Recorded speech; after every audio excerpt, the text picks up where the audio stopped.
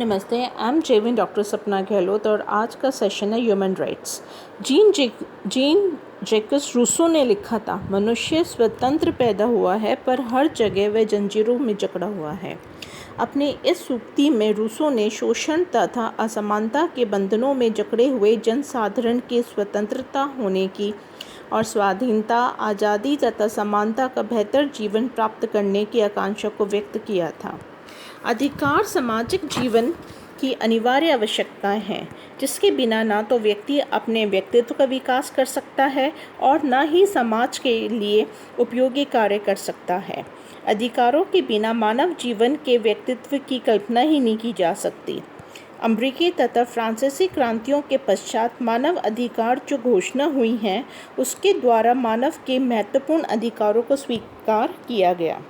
संयुक्त राष्ट्र संघ के चार्टर में मानव अधिकार संबंधी प्रत्येक घोषणा तो नहीं शामिल है, लेकिन चार्टर में अनेक स्थानों पर मानव का स्पष्ट उल्लेख किया गया है।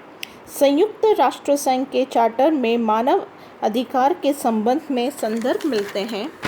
चार्टर की प्रस्तावना में मानव के मौलिक अधिकार, मानव के व्यक्तित्व के गौरव तथा महत्व में तथा पुरुष एवं स्त्रियों के समान अधिकारों में विश्वास प्रकट किया गया है। संयुक्त राष्ट्र संघ के चार्टर में पहली बार मानव अधिकारों तथा मौलिक स्वतंत्रताओं की सुरक्षा पर बल दिया गया है। संयुक्त राष्ट्र कार्यक्रमों का उद्देश्य जाति, लिंग, भाषा तथा धर्म के भेदभाव के बिना सब लोगों के मानव अधिकारों तथा मूल स्वतंत्रताओं में वृद्धि करना तथा उनके प्रति सम्मान भाव जगाना है। मानव अधिकारों की सार्वभौमिक घोषणा, universal declaration of human rights, 10 दिसंबर 1948 को कुछ संशोधनों के बाद मानव अधिकार आयोग ने universal declaration of human rights को सर्वसम्मति से स्वीकार किया। मानव अधिकार घोषणा पत्र में प्रस्तावना सहित 30 अनुच्छेद हैं।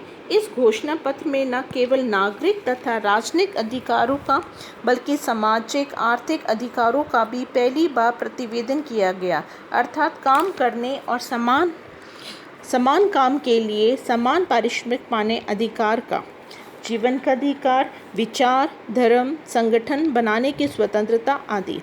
इसी प्रस्तावना में मानव जाति की जन्मजात गरिमा और सम्मान तथा अधिकारों पर बल दिया गया।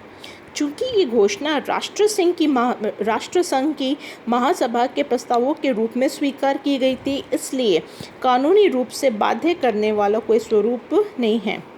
इसके जो प्रमुख, आप वैसे तो देखेंगे कि इसके 30 आर्टिकल्स हैं। हम आपको जैसे कि 30 अनुच्छेदों में से, जैसे कि अनुच्छेद 1 में सभी मनुष्य जन्म से स्वतंत्र है और अधिकारों और मर्यादाओं से समान है। अनुच्छेद 2, प्रत्येक व्यक्ति बिना जाति, रंग, लिंग, भाषा, धर्म, राजनीतिक अथवा सामाजिक उत्पत्ति, जन्म अथवा किसी दूसरे के भेदभाव के इस घोषणा में व्यक्त किए हुए सभी अधिकारों और स्वतंत्रताओं का पात्र है। अनुच्छेद 3, प्रत्येक व्यक्ति को जीवन, स्वाधीनता और सुरक्षा का अधिकार है, इत्यादि। तो ये इस तरह से हमने 30 अनुच्छेद दिए गए हैं। श्रीमती रूजवेल्ट ने घोषणा पत्र में 4 समस्त मानव समाज के को मैग्ना कार्टा का नाम दिया गया है।